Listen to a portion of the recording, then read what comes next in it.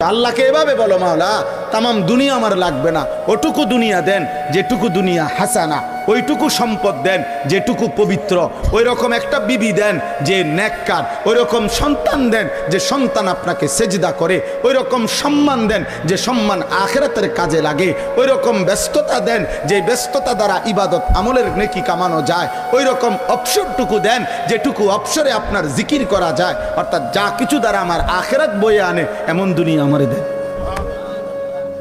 তামামটা লাগবে না মাওলা, পুরোটা দিয়ে কিনুন। ওয়াফিল আখিরাতি হাসানা, আখিরাতও যা উত্তম তাই দেন। তাহলে দুনিয়া বাদ দিতে বলছে না, আখিরাত ভুলতে নিষেধ করছে।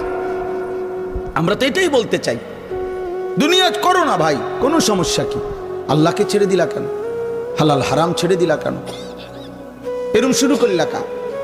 সুদও খাও, কিস্তিও নাও, মিথ্যাও বলো, ওজন কথা